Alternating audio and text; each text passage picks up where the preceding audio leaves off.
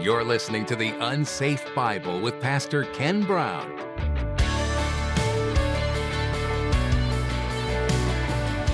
Even getting your hand stamped at Disney World when you leave for the afternoon, you're coming back. Oh, that's the mark of the beast. No, it's not, okay?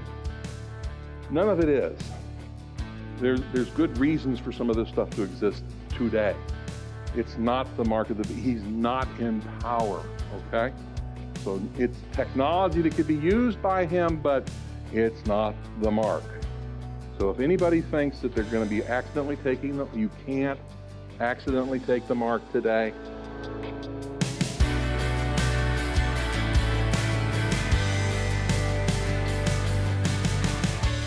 How will we know who the antichrist is? Revelation gives us great insight into what signs to look for and how he will identify himself. Lucky for us, we are protected by God no matter who he is or when he reveals himself. Today, Pastor Ken is going to teach us about the mark of the beast and what the number 666 means in our context today. The technology exists for the devil to take fake being a human, but that doesn't mean you should live in fear. Always remember that the Bible tells you to find Jesus, not the devil. Well, let's join Pastor Ken in the book of Revelation chapter 13 as he continues his message, The Coming Surveillance Technocracy of the Beast. These are early warning signs based on these non-Christians of the hell scenario. 1, almost unimaginably bad things are happening, destroying large chunks of the human race or the biosphere at an accelerating pace. Read Revelation chapter 11. Horrors that recently seemed like science fiction are routinely exceeded. Okay, we've just had a demon army terrorize everybody for 5 months. We've just had a demon army kill people, and all of the seal judgments and all the trumpet judgments that we've had. Even in the face of such disasters, no agreement is being reached to slow down or stop the spread of those technologies. Humans are helpless before the onslaught. Yeah, okay. And technologies continue to accelerate as individual nations, continents, tribes, or movements jockey for position in a hostile world. He did not read the book of Revelation before coming up with those conclusions. But it reads like an executive summary of some of the things in the book of Revelation. What's Satan in the business of doing? Jesus nailed it. He's in the business of lying, stealing, and killing. He is already the largest mass murderer in the history of this planet. All he did was convince 2 people to eat something they weren't supposed to eat, and he killed the entire human race as a result of it. In John 8:44, Jesus talks about him. Of course, he's trying to communicate to the Pharisees, and he's telling them exactly what they're like. He says, "You are of your father, the devil, and you want to do the desires of your father.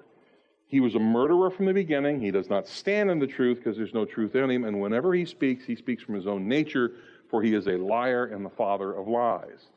And that's what we're seeing here in chapter 13, is how he's going to do this and how he's going to lie to the whole planet, if possible. In the Great Tribulation, he'll have his infrastructure in place to implement his lie of, this is what heaven on earth looks like. Stop and think about that. This is his counterfeit of what the millennial kingdom is going to be. Really? Absolute control, worship me or else? I mean, really? His goal is to prevent what he knows is coming. A Jew's going to take over the world, and he's trying to stop it. He knows that when Jesus takes over, he's going to restore Eden on planet Earth. He doesn't want that either.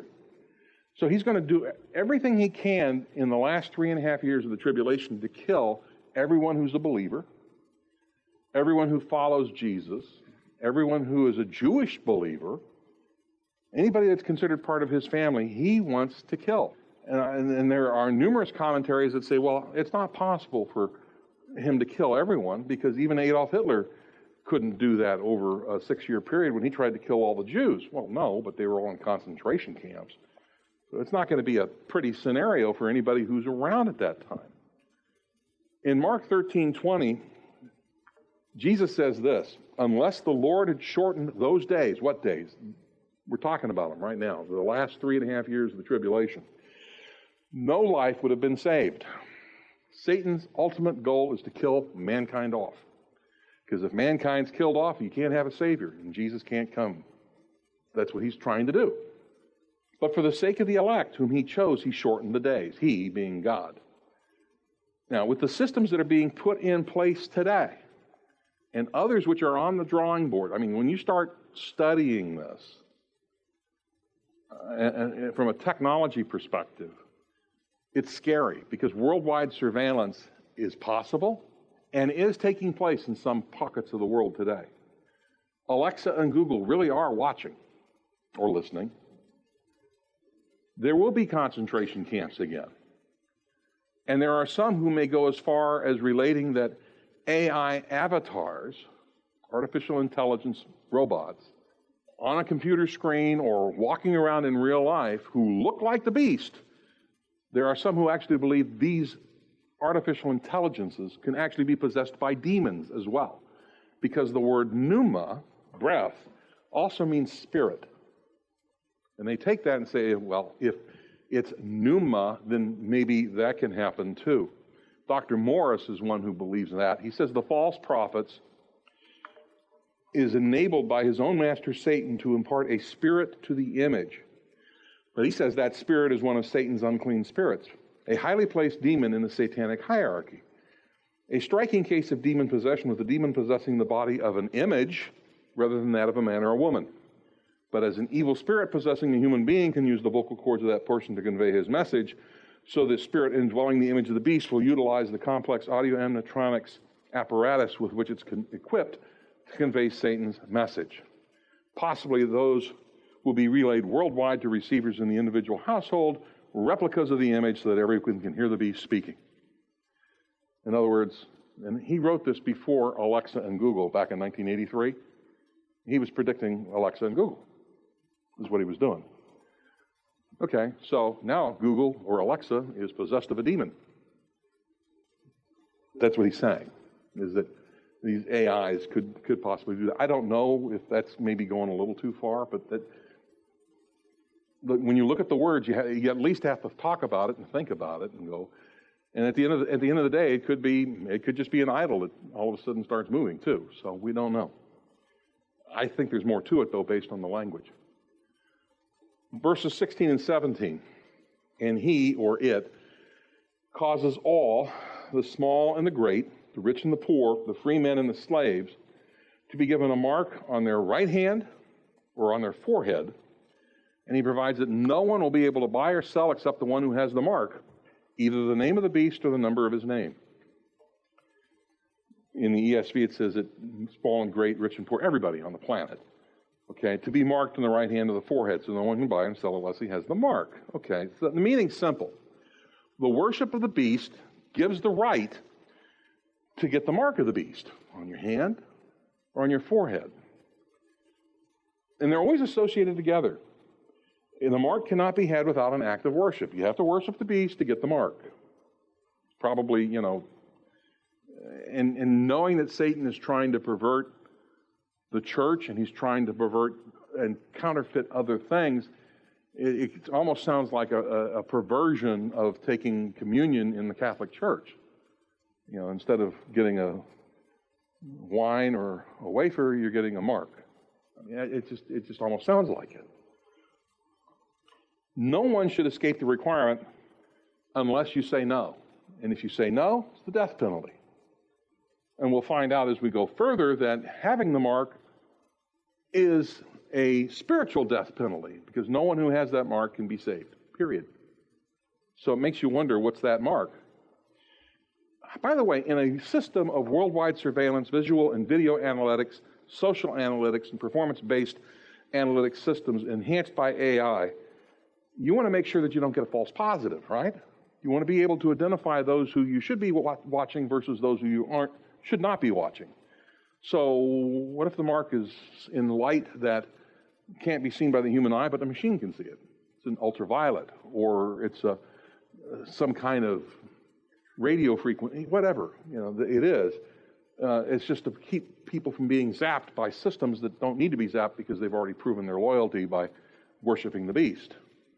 Cameras see visible light, but they see other wavelengths as well. So, possible solution, mark your followers. That way you don't zap the wrong person, right? In Ezekiel 9:4, God is getting ready to judge the city of Jerusalem.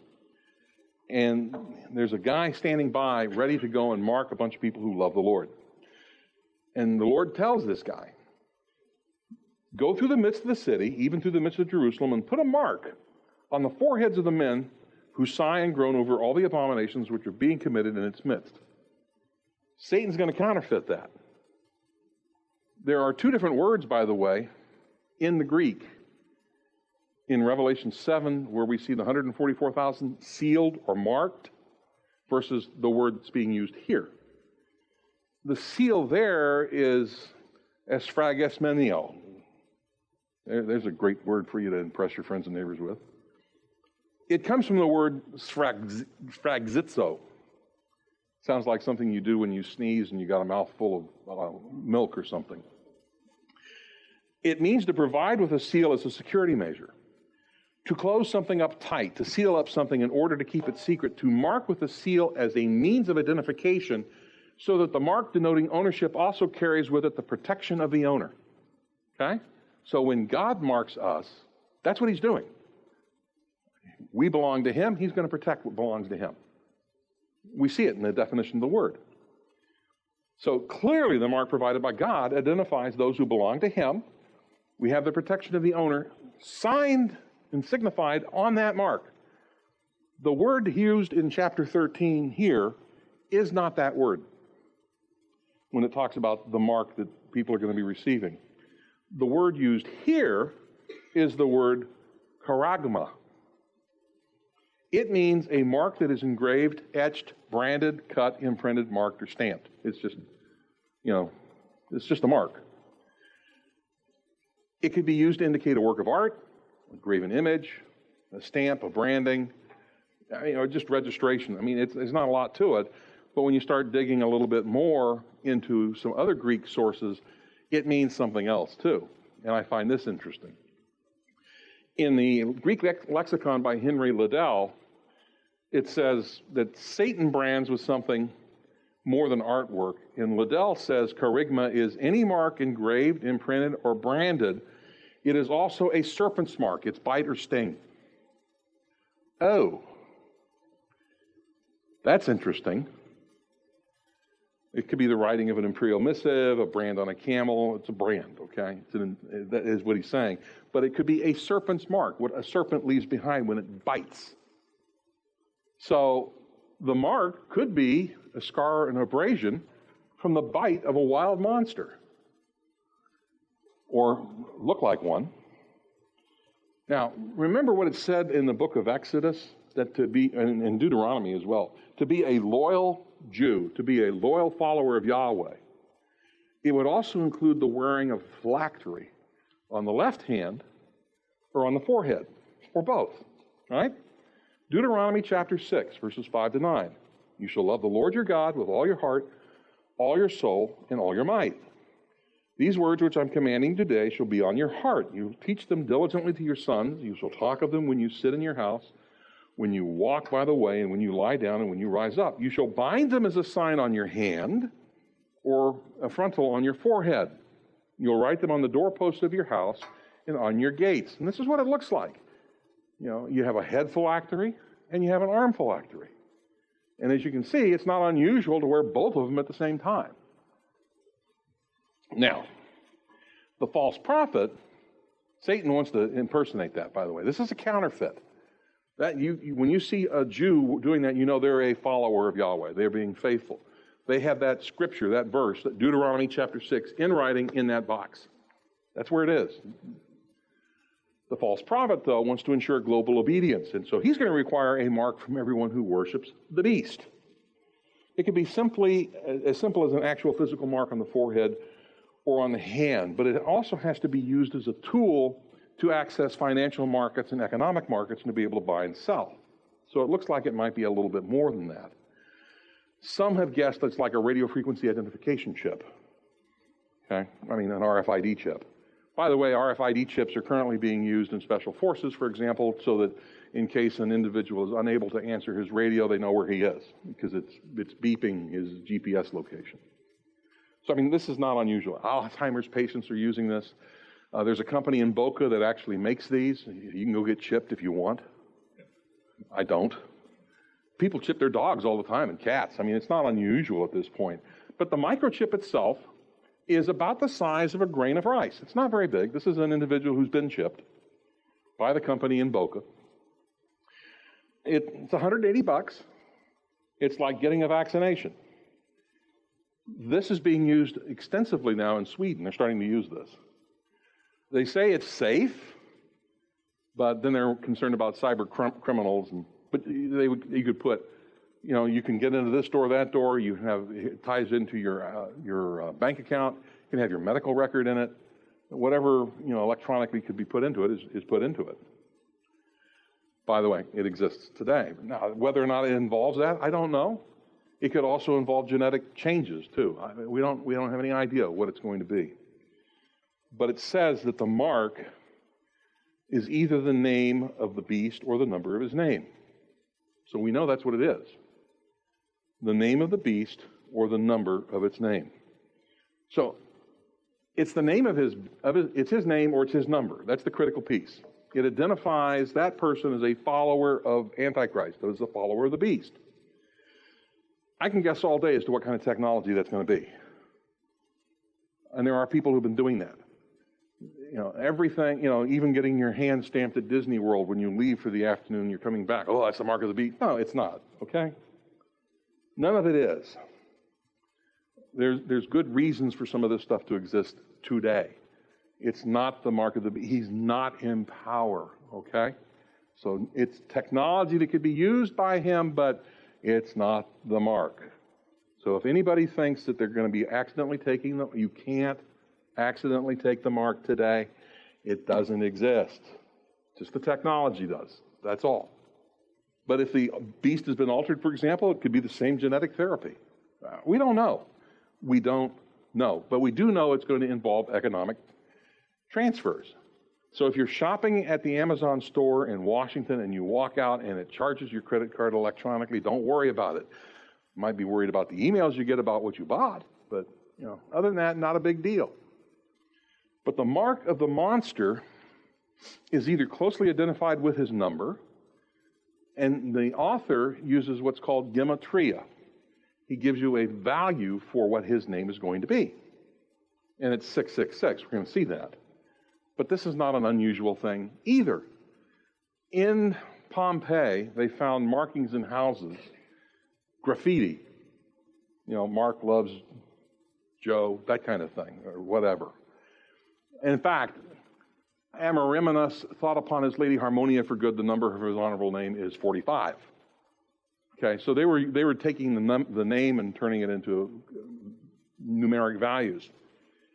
Or if they didn't want you to know what her name was, I love her whose number is 545.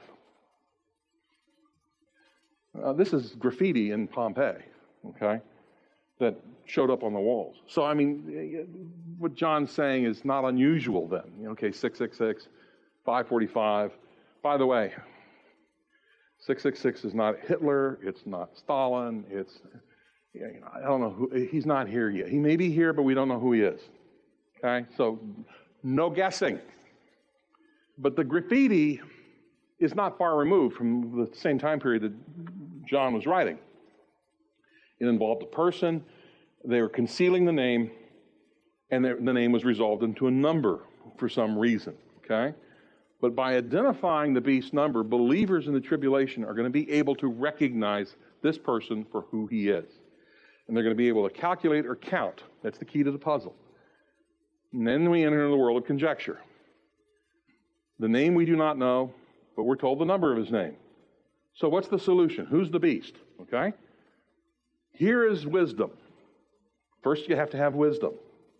Let him who has understanding calculate the number of the beast. For the number is that of man, a man. His number is 666. Now, Based on my research to date, I've discovered there are at least 666 different theories as to what or who the mark 666 means. I read a commentary that said, no, there's at least 1 million different theories as to what it is. You have to have wisdom required to figure it out. Wisdom tells me don't bother, because we don't know who the person is. They haven't been revealed yet. And we won't be here when he is. So, yeah, it's not a big deal. Now, those who are listening to this after the rapture, this is an important point for you to know, to figure out. But as it regards the number of the beast, I have no doubt it'll be very simple for a person who's living at that time and who's godly. The beast is there. They're going to see him. They're going to know what it is. It'll guide them as to what they need to know. And by the way, John Darby wrote that back in the 1800s when he wrote that. So in view of the widely divergent and highly speculative solutions to this riddle, it's best to conclude that John intended only people at that time to be dealing with this. As Dr. Mount says, 1,800 years of conjecture still has not supplied us an answer. We still don't know. Okay? So what's the answer to the 666 question? Okay? Do you know? We don't know. Okay? We don't have a clue. So if anybody is busy trying to let you know who it is, if there's a book that says, here's who the Antichrist is, don't waste your money. They're false prophets. Nobody knows. First, you have to know who that person is. That only happens when the person signs a 7-year peace treaty with Israel, and 3.5 years into it, he shows up in the rebuilt temple and says, hi, I'm God. Oh, it's you? Okay, didn't know. Now we know. Until then, we don't have a clue. For those of us in the church age, the number of the beast is a fascinating puzzle. And in terms of importance, compared to telling people about Jesus Christ versus guessing about 666, it's way unimportant. It's not something to spend our time on. We weren't given a name. We're commanded to look for Jesus, not for the Antichrist. So let's spend our time looking for Jesus, because he's going to come real soon. That's the one thing all this points to, is the technology's in place for all of this to be enabled. And we see a few things here in the scriptures that says, well, this image will do this, and it'll speak, and and then you start adding technology and where it's going, and you're going like, wow. It could still be just a statue talking, but from a technology perspective, it becomes very daunting to not want to make all these wild guesses. You don't have to. You can this is what's happening. This is what's going on. Jesus is coming real soon. And all this is going to kick into gear very fast. Now, after the rapture takes place, there's the Bema seat where we're all going to receive rewards from Jesus. And if there's 200 million people and each person gets 1 second with Jesus, that's 200 million seconds, that's 7 years, okay? So I think I got better things to worry about than that. So we finished chapter 13. Yay. So next week we'll start talking about chapter 14. And it's a picture of the future. It's a picture of what's happening in other places. But we also see what's happening to the Jews when the beast shows up and says, worship me or else.